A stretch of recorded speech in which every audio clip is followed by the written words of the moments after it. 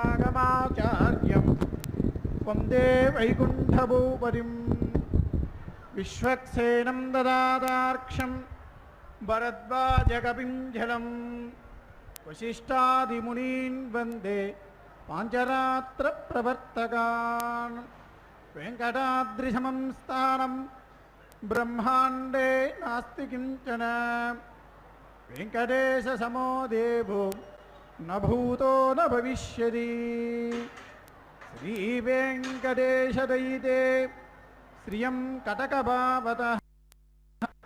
आश्रित्य वृषात्रीशचरणो चरणं श्रयेते। अस्मद्गुरुभ्यो नमः, अस्मत्परमगुरुभ्यो नमः, अस्मत्सर्वगुरुभ्यो नमः, अस्मत्परमेष्टिगुरुभ्यो नमः। गुरुभ्यश्च तद्गुरुभ्यश्च नमो वाकमधीमहे वृणीमहे च तद्राद्यो दम्पती जगदाम्पती। शुक्लां भरधरं विष्णुं शशिवर्णं चतुर्भुजं प्रसन्नवदनं ध्यायेत् सर्वविघ्नोपशान्तये। यस्य द्विरदवक्त्राद्याः पारिषद्या परश्शतं विघ्नं निघ्नन्ति सततं विश्वक्सेनं तमाश्रयेत्। అందరూ ఒక్కసారి భగవన్నామ స్మరణ చేసుకోండి. గోవిందా గో. మీ తల్లిదండ్రులను, గురువులను, కులదైవాన్ని ఒక్కసారి స్మరించుకోండి, ఇష్టదైవాన్ని స్మరించుకోండి. అలాగే అలమేలుమంగా సమేతుడైనటువంటి వెంకటేశ్వర స్వామి వారిని, కలియుగ దైవమైనటి శ్రీనివాసుని ఒక్కసారి మనస్ఫూర్తిగా ధ్యానం చేసుకోండి. సంకల్ప విధానం తెలిసిన వారు ప్రాణాయామాదులు చేసుకొని నేను చెప్పేటువంటి మంత్రాలు చెప్పగలిగితే మీరు కూడా ఉచ్చరించుకోండి.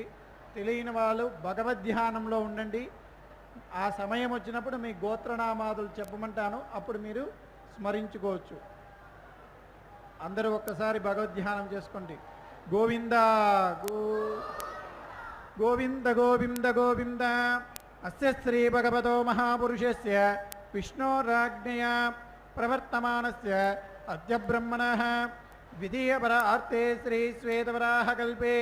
వైవస్వతమన్వంతరే అష్టావింశతమే కలియుగే ప్రథమపాదే జంబూద్వీపే భారతవర్షే భరతఖండే శకాబ్దే మేరోర్దక్షిణదిక్పాకే కృష్ణాకావేర్యోర్మధ్యదేశే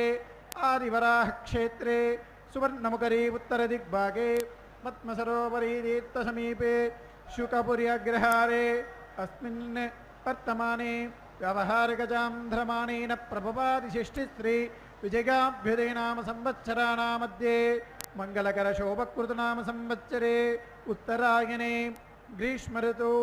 ఆషాఢమాసే శుక్లపక్షే షష్ట్యాం శుభదితౌ వాసరః స్థిరవాసరయుక్తాయాం ఉభానక్షత్రయుక్తాయాం శ్రీవిష్ణుయోగ శ్రీవిష్ణుకరణ శుభయోగ శుభకరణ ఏవం గుణవిశేషణ విశిష్టాయాం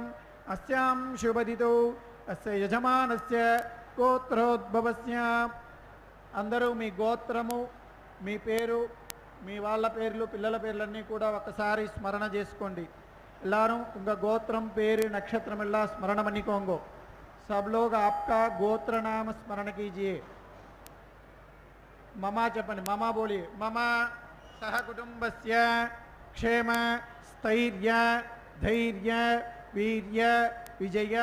अभय आयुः आरोग्य ऐश्वर्य अभिवृद्ध्यर्थं धर्मार्थकाममोक्ष चतुर्विध बलपुरुषार्थ सिद्ध्यर्थं धनकनक वस्तुवाहनाभिवृद्ध्यर्थं राजत्वारे सर्वकार्यानुकूल सिद्ध्यर्थं लोकक्षेमाभिवृद्ध्यर्थं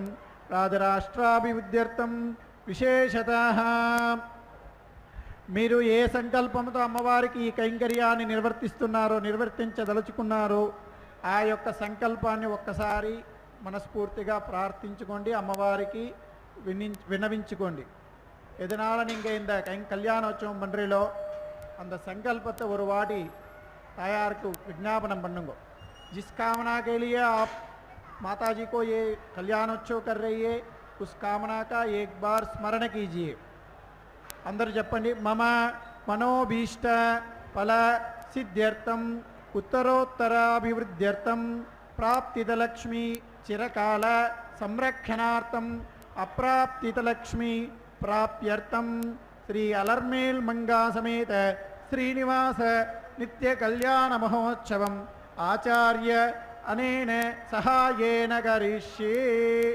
ఒకసారి భగవద్ ధ్యానం చేసుకోండి. గోవిందా. ఒక గంట సేపు అమ్మవారి కైంకర్యం ఉంటుంది. అందరూ లౌకికమైనటువంటి విషయాలు పక్కన పెట్టి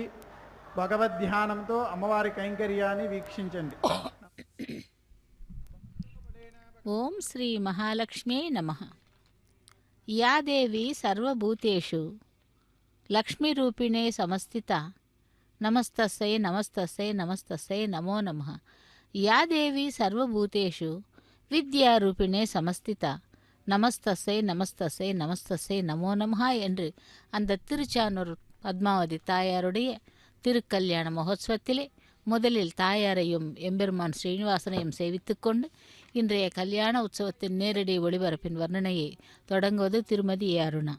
தேவர்கள் அமிர்தம் வேண்டி பார்க்கடலை கடைந்த பொழுது அலைமகள் அதிரூப வதனியாக ஸ்ரீ மகாலட்சுமியாக அவதரித்தாள். தாமரை போன்ற கண்களும் கைகளும் உடைய மலர்மகள் இவள். பட்டாடை, சந்தனம், மலர்மாலை, பலவித ஆபரணங்கள் அணிந்த மங்கள லக்ஷ்மியான இவள் மகாவிஷ்ணுவை நாடி வந்து மாலை சூட்டி மணாளனாக ஏற்றுக்கொண்டாள். அப்படிப்பட்ட தாயாருடைய திருக்கல்யாண மகோத்சவத்திலே இதோ முதலில் சங்கல்ப மந்திரங்களை கூறினார் அர்ச்சக சுவாமி. அதைத் தொடர்ந்து இப்பொழுது விஸ்வக்சேன் ஆராதனை சுத்தி புண்ணிய வாசனம் பாஞ்சராத்திர ஆகம விதிமுறைப்படி ஆரம்பமாக உள்ளது. தாயாரையும் எம்பெருமானையும் சேவிக்கலாம். ஸ்ரீ பத்மாவதியே நமஹ வேத மந்திரங்களுடன் மங்கள வாத்தியங்களுடனும் இந்த கைங்கரியமானது நடைபெற உள்ளது. செல்வத்தின் அதிபதி ஸ்ரீ மகாலட்சுமி மங்களகரமான இல்லத்திலே மனமகிழ்ந்து தங்கிடுவாள். மங்கையரின் நெற்றி வகிடான சீமந்த பிரதேசத்திலே உறையும் மாதரசியாள் இவள். வியாபார ஸ்தலங்களிலே இவளை ஆராதிக்க செல்வம் குவியும் என்று கூறப்படுகிறது. ஸ்ரீ மகாலட்சுமிக்குரிய மிகவும் விருப்பமான புஷ்பமானது செந்தாமரை. ஸ்ரீவிருட்சம் என போற்றப்படும் பில்வ மரத்திலே இந்த லக்ஷ்மி தேவியானவள் நிரந்தரமாக குடியிருக்கிறாள். கோமாதாவின் பின்புறம் வாசம் செய்யும் இவள் வீரம் தருவதிலே வீரலக்ஷ்மி, தனம் தருவதிலே தனலக்ஷ்மி, தானியம் நல்குவதிலே தானியலக்ஷ்மி, சந்தான பாக்கியம் தருவதிலே சந்தான லக்ஷ்மி, ஐஸ்வர்யம் பொழிவதில் கஜலக்ஷ்மி, தைரியம் கொடுப்பதிலே தைரியலக்ஷ்மி, பாக்கியங்களை அருள்வதிலே பாக்யலக்ஷ்மி, அழகை தருவதில் சௌந்தரிய லக்ஷ்மியாகவும் சௌபாகியம் கொடுப்பதில் சௌபாகிய லக்ஷ்மி என அஷ்டலக்ஷ்மிகளை போற்றப்படுகிறாள். இதைத்தான் 8 வகை லக்ஷ்மியால் ஏராளமான செல்வம் கொட்டு வகை நான் அறிந்தேன், கோலமையில் ஆனவளே வெற்றியுடன் நான் வாழ வேண்டும் ஆதிலக்ஷ்மி, வட்ட மலர் மீதிருந்து வருவாய் இது சமயம் என்று அஷ்டலக்ஷ்மிக்குரிய அந்த பதிக பாடலை நாம் சேவிக்கலாம். அப்படி அந்த தாயாருடைய திருக்கல்யாண மகோத்சவத்தில் இதோ இப்பொழுது விஸ்வக்சேனருக்கு ஆராதனை நடத்தப்படுகிறது. சேனா முதலி என்னும் அந்த விஸ்வக்சேனரை முதலில் ஆராதனை செய்த பிறகே திருக்கல்யாண மகோத்சவத்திலே நாம் அடுத்த கைங்கரியத்தை சேவிக்கலாம். ஆக எம்பெருமானுடைய அனபாயினி என்று கூறப்படும் அந்த வக்ஷஸ்தல நாயகி மகாவிஷ்ணு, இங்கே மகாவிஷ்ணு பத்னி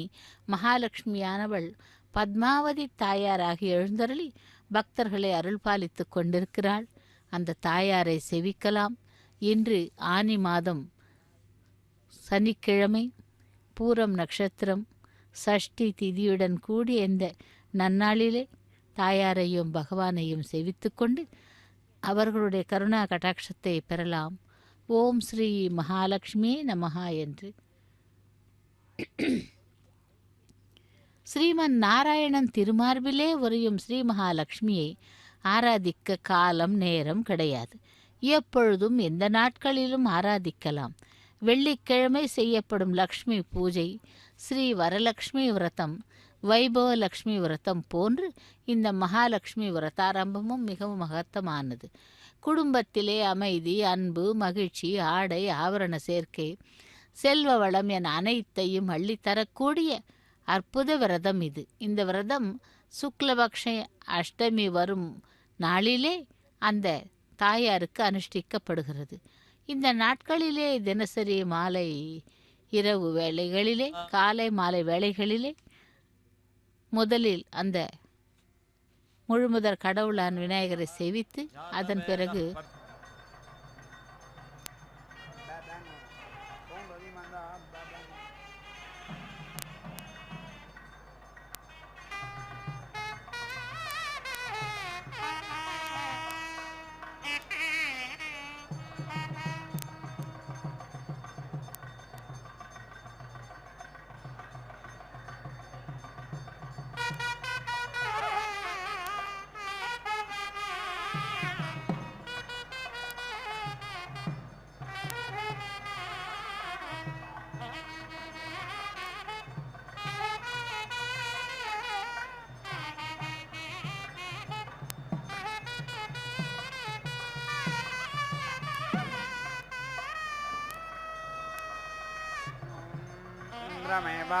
एव स्वेन भागधेयेनोपधावति उपधावति एव एनं भूतिं गमयति भवति एव यं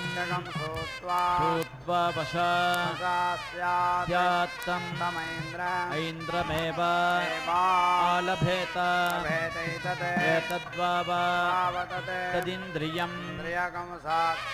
साक्षादेव एवेन्द्रियम् अवरुन्धे ऐन्द्राग्नं पुनरुत्सृष्टम् पुनरुत्सृष्टमिति पुनः आलभेत तृतीयात् पुरुषात् सोमन्ना पिबेद्विच्छिन्नः छिन्न इति विच्छिन्नः एतस्य सोमपीठः सोमपीठ इति सोमपीठः ब्राह्मणः सन् तृतीयात् पुरुषात् सोमन्ना पिबति इन्द्राग्नि एव एव स्वेन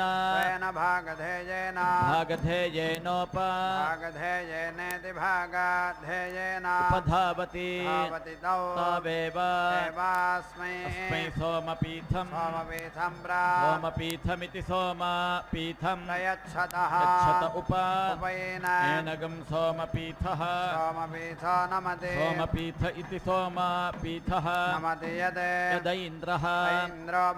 भवति इन्द्रियं वै सोमपीठः सोमपीठ इति सोमपीठः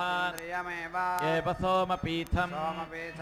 सोमपीठमिति सोमपीठम् अवरुन्धे यत् आग्नेयो भवति आग्नेयो वै ब्राह्मणस्वामेव देवता अनुसंतनोति पुनरुत्सृष्टः पुनरुत्सृष्ट इति पुनः उत्सृष्टः पुनरुत्सृष्ट इव इव हि एतस्य सोमपीठः सोमपीठ इति सोमपीठः समृद्ध्या इति समृद्ध्यै ब्राह्मणस्पत्यमिति ब्राह्मणः पत्यम् आलभेत अभिचरन् ब्रह्मणः ब्रह्मणस्पतिम् एव स्वेन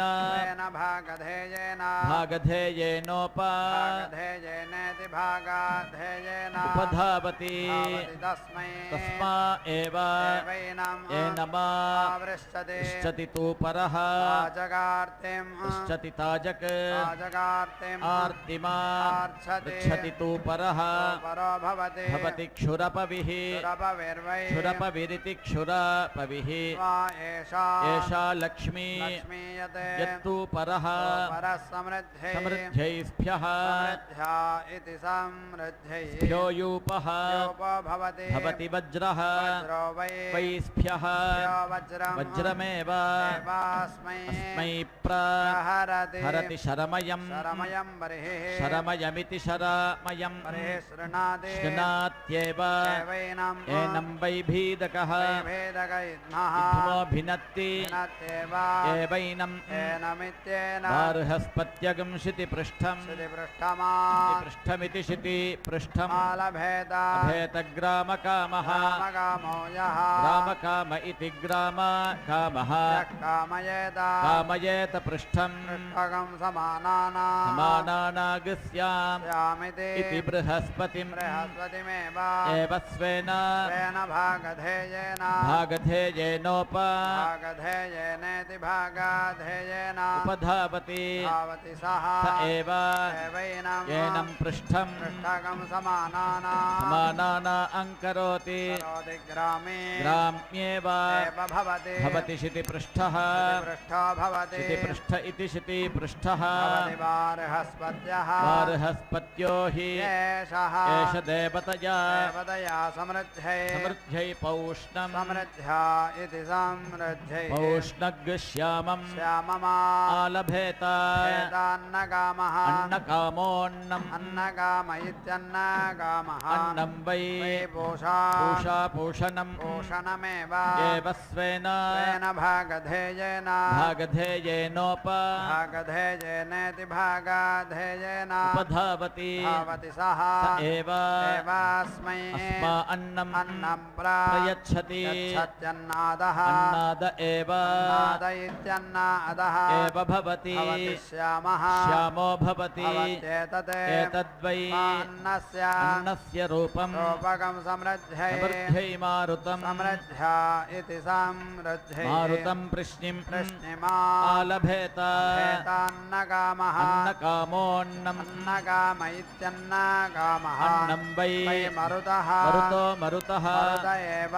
एव स्वेन स्वेन भागधेयेन भागधेयेनोप भागधेयेनेति भागाधेयेन उपधावति धावति ते स एव एवास्मै अस्मा अन्नम् अन्नं प्रयच्छन्ति प्रयच्छन्त्यन्नादः अन्नाद एव नाद इत्यन्नादः एव भवति भवति वृष्णिः यद्भवति भवत्येतत् एतद्वै अन्नस्य अन्नस्य रूपम् रूपकं समृद्ध्यै समृद्ध्या ऐन्द्रम् समृद्ध्या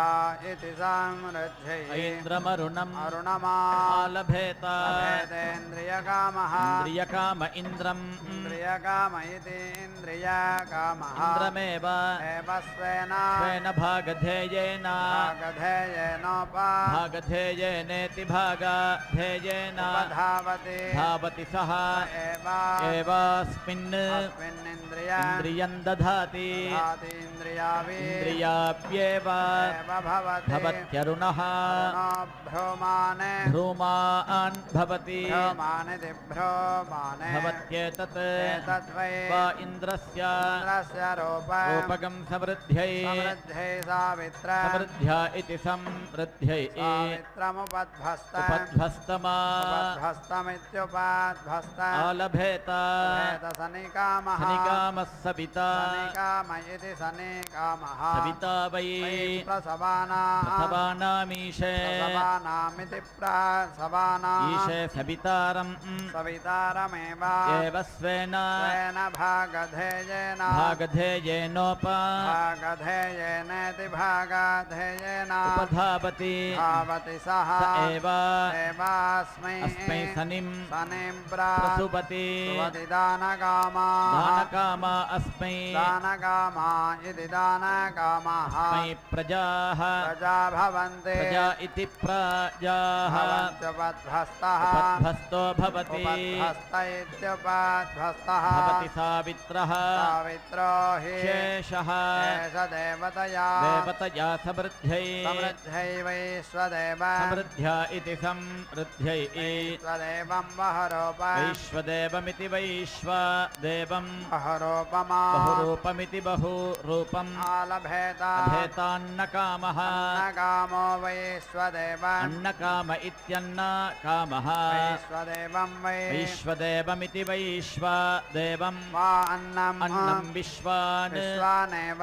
एव देवान् देवान् स्वेन भागधेयेन भागधेयेनेति भागधेयेन उपधावति धावति ते एवास्मै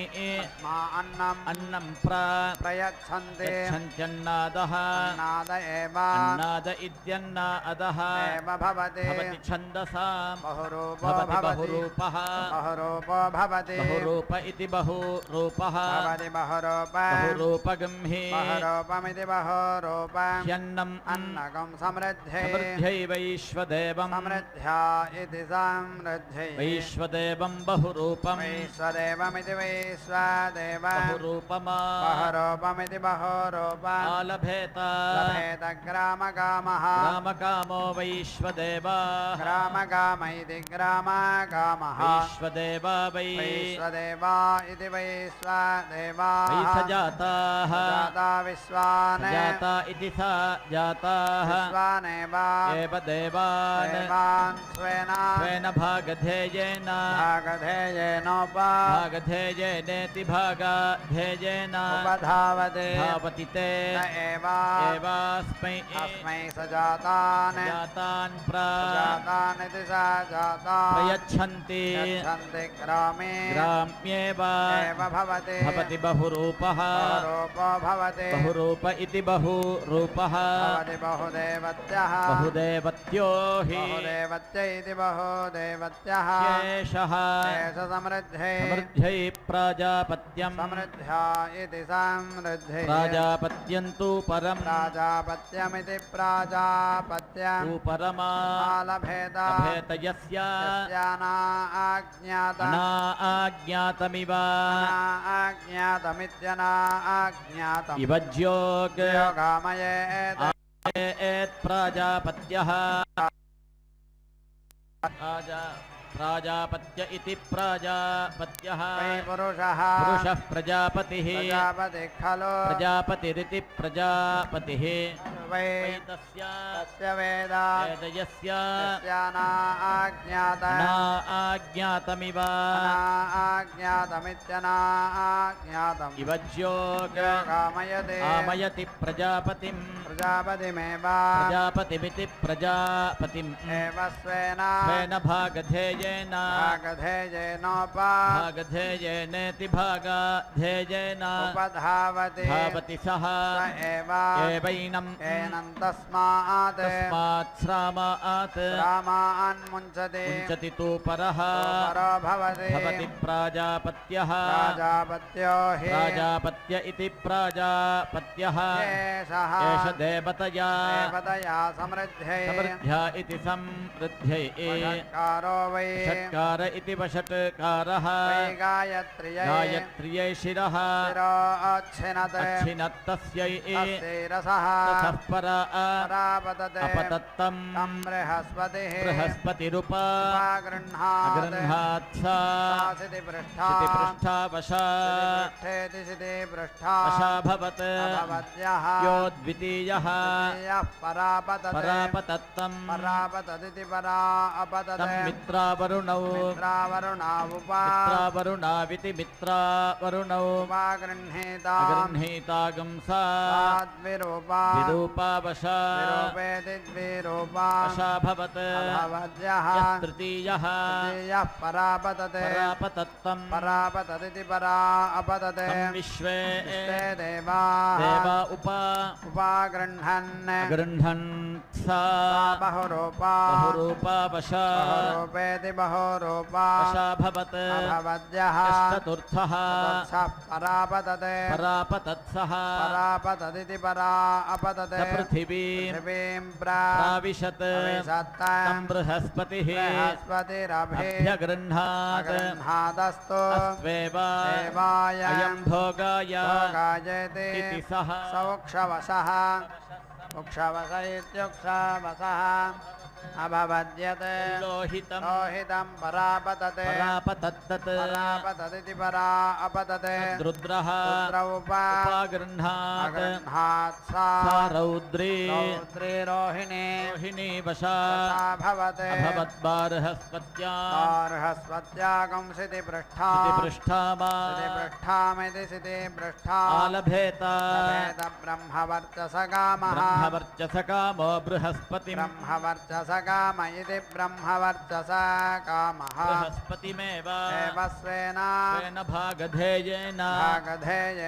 भागधेयेनेति भागधेयेन उपधावति धावति सः स एव एवास्मिन् अस्मिन् ब्रह्मवर्चस ब्रह्मवर्चसं दधाति ब्रह्मवर्चसमिति ब्रह्मवर्चस दधाति ब्रह्मवर्चसी ब्रह्मवर्चस्येव ब्रह्मवर्चसीति ब्रह्मवर्चसी एव भवति भवति छन्दसां छन्दसां वै वा एषः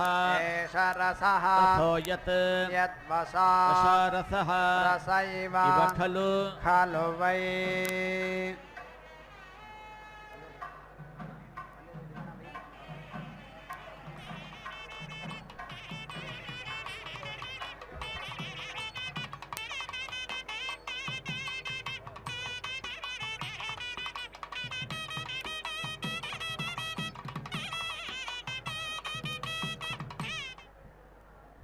ஓம் ஸ்ரீ மகாலட்சுமி நமஹ. தாயாருடைய திருக்கல்யாண மகோத்சவத்திலே ரக்ஷாபந்தன பூஜையை தொடர்ந்து இப்பொழுது அந்த மகா சங்கல்ப கன்னியாதான மந்திரங்களை நாம் சேவிக்க இருக்கிறோம். தாயார் செல்வ சிறப்புடனே சீமை வளத்துடனே வல்லமை வெற்றி புகழ் வாழ்வில் தருவாள். அள்ளக் குறையாத அறமொடு பொருள் தந்து உன்னை களிப்பினிலே ஒன்றிடுவாய் லக்ஷ்மியே என்று அந்த பாடல்களை பாடிக்கொண்டு மகாலட்சுமியை நாம் சேவிக்கலாம். அந்த மகாலட்சுமியினுடைய பூஜையை செய்யும் பொழுது முதலில் இல்லத்தை எல்லாம் தூய்மைப்படுத்தி தூய மனதுடன் நல்ல மனதுடன் பூஜித்து சேவித்தால் துன்பம் நீங்கி இன்பம் தருவாள் என்பது உறுதி. மகாலட்சுமி ஸ்தோத்திர பாராயணத்திற்கு பிறகு அந்த தாயாருக்கு அர்ச்சனை செய்ய வேண்டும். ஸ்ரீலக்ஷ்மி அஷ்டோத்திரம் அல்லது தமிழிலே 108 லக்ஷ்மி போற்றி சொல்லி மகாலட்சுமிக்கு பிரியமான தாமரை புஷ்பங்களால் அர்ச்சனை செய்வது மிகவும் உத்தமம். ஒருவேளை முடியாவிடில் மணமுள்ள புஷ்பங்கள் வாசனையுள்ள புஷ்பங்களாலும் அர்ச்சனை செய்யலாம். இல்லத்திலே மகாலட்சுமி என்றென்றும் தங்க வேண்டி தங்க காசால் அர்ச்சிக்கலாம். மகாலட்சுமி சுக்கிர கிரகத்திற்கு அதிபதியாவதால் வெள்ளிக்காக அதாவது வெள்ளி காசு கொண்டும் அர்ச்சிக்கலாம். இவை எதுவும் முடியாதவர்கள் குங்கும அர்ச்சனை செய்தாலும் கூட தமது மனது குறைகளை தீர்த்து வைப்பாள் அந்த குணவதியாம் மகாலட்சுமி என்று. அப்படிப்பட்ட தாயாருடைய திருக்கல்யாண மகோத்சவத்திலே இதோ மகா சங்கல்பம் கன்னியாதானம் மந்திரங்களை செய்து கொண்டிருக்கிறார் அர்ச்சக சுவாமி. 7 தலைமுறைகளுக்கான வம்சாவளியை கூறி அதன்பின் சாலங்குர்த்த கன்னியாதான கைங்கரிய மந்திரங்களை செய்து அந்த பத்மாவதி பிராட்டியை ஸ்ரீனிவாசனுக்காக திருமணம் செய்து கொள்வதுதான் இந்த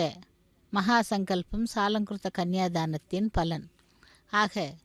ஸ்ரீனிவாசனுக்கு அந்த திருவடிகளிலே ஜலத்தால் அலம்பி அதன் பிறகு மஞ்சள் குங்குமமிட்டு அந்த மகாலட்சுமி தாயாரை ஸ்ரீனிவாசனுடைய கரத்திலே பிடித்து கொடுப்பதுதான் இந்த சாலங்குர்த்த கன்னியாதானம் என்பது. அப்படி திருச்சானூரிலிருந்து நாம் நேரடி ஒளிபரப்பில் தாயாருடைய திருக்கல்யாண மகோத்சவத்திலே இப்பொழுது மகா சங்கல்பம் கன்னியாதானம் கைங்கரியங்களை சேவித்து கொண்டிருக்கிறோம். அந்த தாயார் நமக்கு எப்பொழுதும் அருளி செய்வாள். அதனால்தான் அந்த கஜங்கள் கூட தாயாரை சதா சர்வ காலமும் பூஜை செய்கின்றன. இரு புறமும் 2 கஜங்கள் யானைகள் புஷ்பங்களை ஏந்தி கொண்டு தாயாரை பூஜை செய்தால் நற்கதி கிடைக்கும் என்று அந்த மனதிற்கு பட்டதென்னவோ அந்த யானைகளுக்கு. ஆகவே அந்த யானைகளை வைத்து கஜலட்சுமியாக தனக்கு வாகனமாக மாற்றிக்கொண்டிருக்கிறாள் தாயார். அந்த தாயாருடைய திருக்கல்யாண மகோத்சவத்திலே தான் இப்பொழுது நாம் சேவித்து கொண்டிருந்தது மகா சங்கல்பம் கன்னியாதானம். ஸ்ரீனிவாசன் தொடர்ந்து அந்த தாயாரை சேவித்து திருமணம் செய்து கொள்வதற்காக காத்து கொண்டிருக்கிறார். ஓம் ஸ்ரீ மகாலட்சுமியே நமஹ. रसेन रसं रसं ब्रह्मवर्चसं ब्रह्मवर्चसमव ब्रह्मवर्चसमिति ब्रह्मवर्चसम् अवरुन्धे रुन्धे मैत्रावरुणीं मैत्रावरुणीन् द्विरूपा मैत्रावरुणीमिति मैत्रावरुणीं विरूपामा विरूपामिति द्विरूपा आलभेत लभेत वृष्टिकामः वृष्टिकामो मैत्रं वृष्टिकाम इति वृष्टिकामः मैत्रं वै अहः अहर्वारुणी वारुणी रात्रिः रात्रिरहोरात्राभ्याम् रात्राभ्यां खलु अहोरात्राभ्यामित्यहः रात्राभ्याम् खलु वै वै पर्जन्यः पर्जन्यो वर्षति वर्षति छन्दसा मित्रावरुणौ वर्षति मित्रावरुणौ मित्रावरुणावेव मित्रावरुणाविति मित्रावरुणौ एव स्वेन स्वेन भागधेयेन भागधेयेनोपा भागधेयेनेति भागधेयेन उपधावति धावति तौ तावेव एवास्मै अस्मै पर्जन्यम् अस्मा अहोरात्राभ्याम् अहोरात्राभ्यां पर्जन्यम् अहोरात्राभ्यामित्यहः रात्राभ्याम् पर्जन्यं वर्षयतः वर्षयतश्छन्दसाम् छन्दसां वै वा एषः एष रसः रसो यत् यद्वसा वशारसः रसैव इव खलु खलु वै वै वृष्टिः वृष्टिश्छन्दसा छन्दसामेव एव रसेन रसेन रसं रसं प्रजां रसं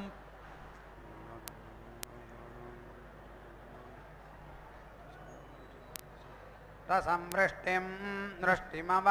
अवरुन्धे रुन्धे मैत्रावरुणीं मैत्रावरुणीन् द्विरूपाम् मैत्रावरुणीमिति मैत्रावरुणीं विरूपामा विरूपामिति द्विरूपा आलभेत लभेत प्रजाकामः प्रजाकामो मैत्रम् प्रजाकाम इति प्रजाकामः मैत्रं वै अहः अहर्वारुणी वारुणी रात्रिः रात्रिरहोरात्राभ्याम् रात्राभ्यां खलु अहोरात्राभ्यामित्यहः रात्राभ्याम् खलु वै वै प्रजाः प्रजा प्रजा इति प्रजाः जायन्ते जायन्ते मित्रावरुणौ मित्रावरुणावेव मित्रावरुणाविति मित्रावरुणौ एव स्वेन स्वेन भागधेयेन भागधेयेनोपा भागधेयेनेति भागधेयेन उपधावति धावति तौ तावेव एवास्मै अहोरात्राभ्याम् अहोरात्राभ्याम् प्रजाम् अहोरात्राभ्यामित्यहः रात्राभ्याम् प्रजां प्रजामिति प्राजा प्रजनयतः छन्दसा छन्दसां वै एषः एष रसः यत् यद्वशा रसः रस इव खलु खलु वै प्रजा प्रजा छन्दसां प्रजेति प्राजा छन्दसामेव एव रसेन रसेन रसं रसं प्रजा प्रजामव प्रजामिति प्राजा अवरुन्धे वैश्वदेवी वैश्वदेवीं बहुरूपा वैश्वदेवीमिति वैश्वदेवीं बहुरूपामा बहुरूपामिति बहुरूपा आलभेत भेदान्नकामः अन्नकामो वैश्वदेवम् अन्नकाम इत्यन्नकामः वैश्वदेवं वै वैश्वदेवमिति वैश्वदेव वा अन्नम् अन्नं विश्वाने विश्वानेव देवान् देवान् स्वेन तेन भागधेयेन भागधेयेनोप भागधेयेनेति भागधेयेन उपधावति धावति ते त एव देवास्मै अस्मा अन्नम् अन्नं प्रयच्छन्ति यच्छन्त्यन्नादः अन्नाद एव अन्नाद इत्यन्नादः एव भवति भवति छन्दसां छन्दसां वै वा एषः एष रसः रसो यत् यद्वशा वशारसः रस इव इव खलु खलु वै वा अन्नम् अन्नं छन्दसाम् छन्दसामेव एव रसेन रसेन रसम् रसमन्नम् अन्नमव अवरुन्धे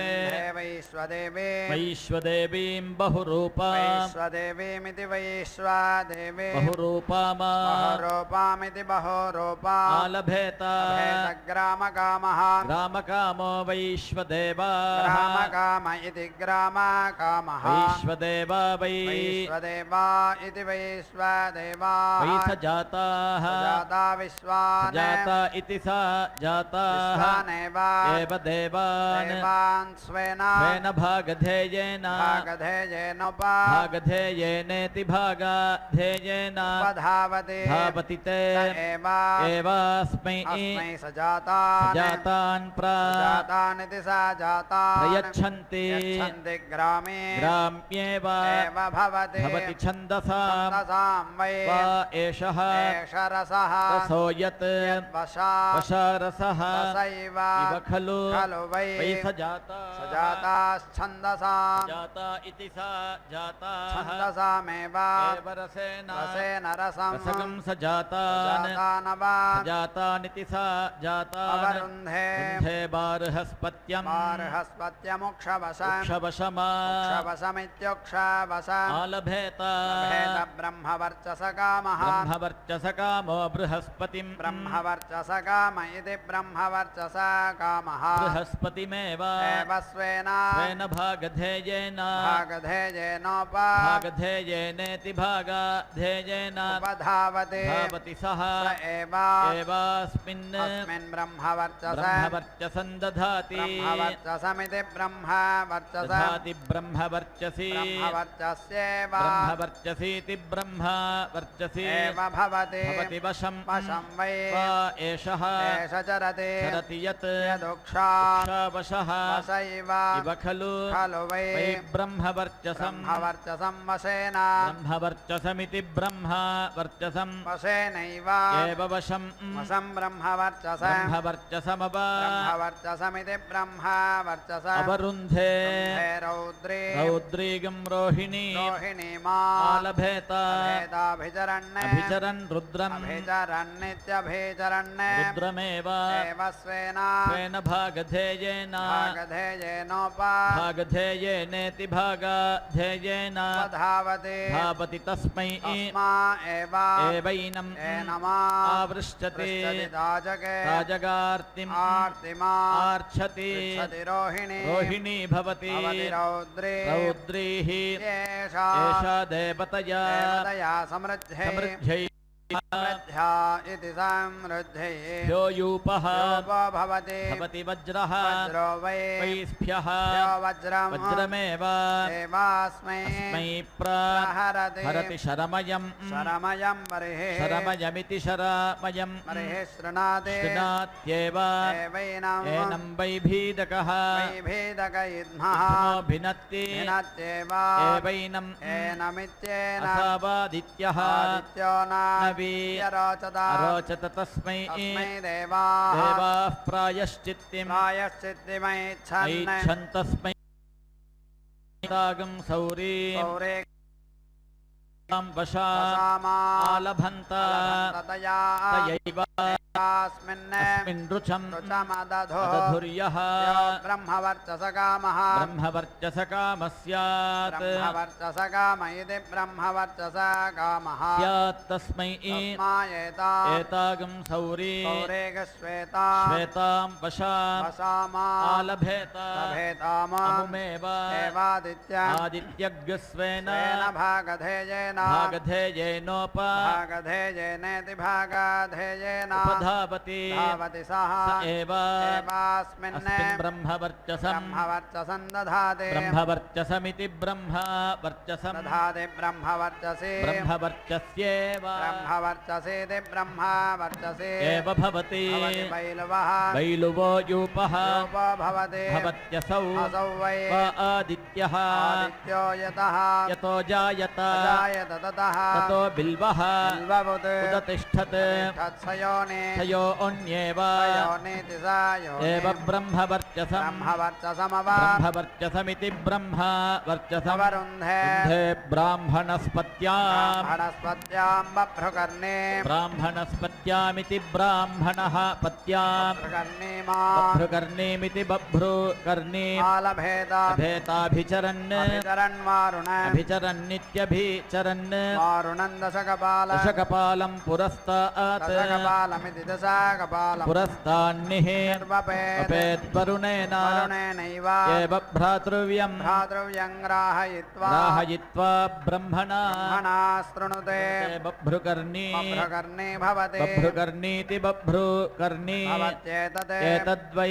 ब्रह्मणः ब्रह्मणो रूपं रूपकं समृद्धे समृद्ध्यैस्भ्यः समृद्ध्या इति समृद्ध्यै भ्यो यूपः रूपो भवति भवति वज्रः वज्रो वै वैस्भ्यः भ्यो वज्रम् वज्रमेव एवास्मै अस्मै प्रहरति हरति शरमयम् शरमयं बर्हिः शरमयमिति शरमयम् बर्हिः शृणाति शृणात्येव एवैनम् एनं वैभीदकः भेदकयिद्मः इत्थो भिनत्ति भिनत्येव एवैनम् एनं वैष्णव वैष्णवं वामनं वामनमा आलभेत आलभेतय यज्ञः यज्ञो न उपनमेत् उपनमेद्विष्णुः उपनमेदित्युपनमेत् विष्णुर्वै वै यज्ञः यज्ञो विष्णुं विष्णुमेव एव स्वेन स्वेन भागधेयेन भागधेयेनोपा भागधेयेनेति भागधेयेन उपधावति धावति सः तावेव स एव एवास्मै अस्मै यज्ञं प्रयच्छतः प्रयच्छत्युप उपवैन येन यज्ञः यज्ञो नमति वामनः मनो भवति भवति वैष्णवः वैष्णवो हि शेषः देवतया देवतया समृद्ध्यै समृद्धे त्वाष्ट्रं समृद्ध्या इति समृद्ध्यै त्वाष्ट्रं वडबमा लभेत लभेत पशुकामः कामस्पष्टा पशुकाम इति पशुकामः वै वै पशूनां मिथुनानां प्रजनयिता प्रजनयिता त्वष्टार प्रजनयितेति प्रजनयिता त्वष्टारमेव एव स्वेन स्वेन भागधेयेन भागधेयेनोपधावति भागधेयेनेति भागधेयेन धावति सः स एव एवास्मै अस्मै पशून् मिथुनान् मिथुनान् प्रजनयति प्रजा प्रजेति प्रजा वा एतस्मिन् पशवः प्रविष्टाः प्रविष्टा इति प्रविष्टाः एष पुमान् वडवः साक्षादेव एव प्रजामिति प्रजा अवरुन्धे मैत्रग्श्वेतम् आलभेत ग्रामे संयत्ते यत्ते समयकामः समयकामो मित्रम् मित्रमेव स्वेन भागधेयेनेति भागधेयेन धावति सः एवैनं मित्रेण सन्नयति विशालः रोचमानः शोभमानः कल्याणः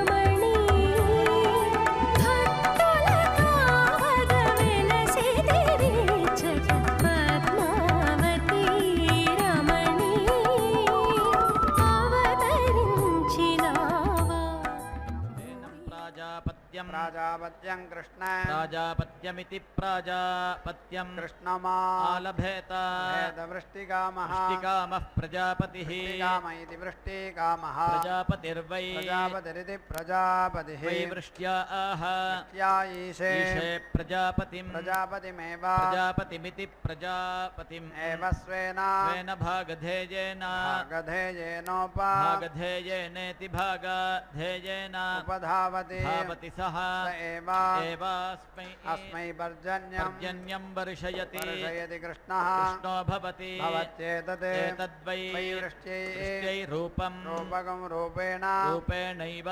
एव वृष्टिं वृष्टिमव अवरुन्धे रुन्धे शबलः सबलो भवति भवति विद्युतं विद्युतमेव विद्युतमिति विद्युतम् एवास्मै अस्मै जनयित्वा जनयित्वा वर्षयति वर्षयत्यवाशृङ्गः शृङ्गो भवति भवति वृष्टिं वृष्टिमेव एवास्मै अस्मै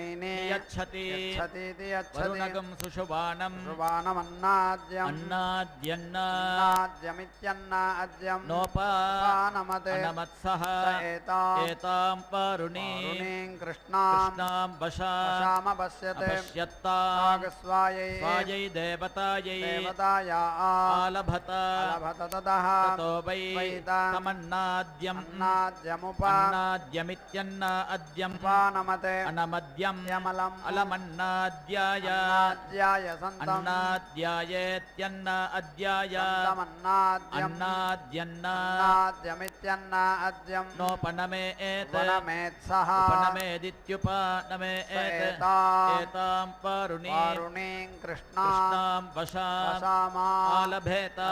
वरुणमेव एव स्वेन स्वेन भागधेयेन भागधेयेनेति भागधेयेन उपधावति धावति सः एवास्मै अन्नं प्रयच्छति यच्छत्यन्नादः अन्नाद इत्यन्नादः एव भवति भवति कृष्णा भवति वारुणी वारुणीः एषा देवतया समृद्ध्यै मैत्रम् समृद्ध्या इति समृद्ध्यै मैत्रग्श्वेतमालभेत वारुणं वारुणं कृष्णमपाञ्च औषधीनाञ्च सन्धौ सन्धावन्नकामः सन्धाविति सन्धौ अन्नकामो मैत्री अन्नकाम इत्यन्नकामः मैत्रीर्वै ओषधयः ओषधयो वारुणी वारुणीरापः आपोपाञ्च खलु वै ओषधीनाञ्च जीवामो मित्रावरुणौ मित्रावरुणाविति मित्रावरुणौ एव स्वेन भागधेयेन भागधेयेनोपधावति भागधेयेनेति भागधेयेन धावति तौ एवास्मै अन्नं प्रयच्छतोन्नादः अन्नाद इत्यन्नादः भवत्यपाञ्च औषधीनाञ्च सन्धौ सन्धाविति सन्धौ आलभत उभयस्य अवरुद्ध्यै विशाखः विशाखो यूपः यूपो भवति द्वेहि एते एते इत्येते देवते इति देवते समृद्ध्या इति समृद्ध्यै श्वेतमालभेतवारुणं कृष्णं योगामयावि योगामयावीति ज्योक् आमयावि मैत्रो भवति मित्रेणैव अस्मै वरुणं शमयति यत् वारुणः साक्षादिति साक्षात् एनं वरुणपाशादिति वरुणपाशात् उत यदि इतासुर्भवति भवति जीवति एव देवाः वै पुष्टिमुत्तमाञ्जुहोति सर्वं वै पूर्णाहुतिः सर्वमेवाप्नोति अथो इयं वै पूर्णाहुतिः अस्यामेव प्रतिष्ठति नारायणाय विद्महे वासुदेवाय धीमहि तन्नो विष्णुः प्रचोदयात् स्वाहा महादेव्यै च विद्महे विष्णुपत्न्यै च धीमहि तन्नो लक्ष्मीः प्रचोदयात् स्वाहा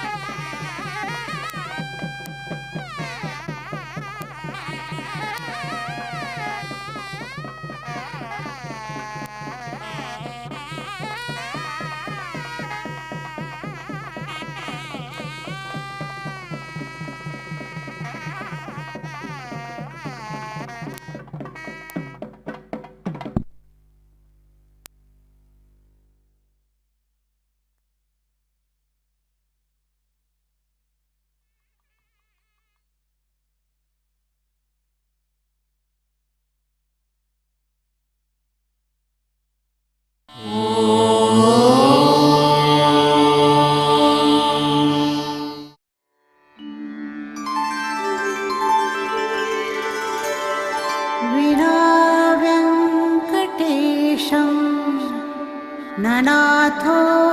ननाथः सदा वेङ्कटेशं स्मरामि स्मरामि। हरे वेङ्कटेश प्रसीद प्रसीद। प्रियं वेङ्कटेश प्रयच्छ प्रयच्छ।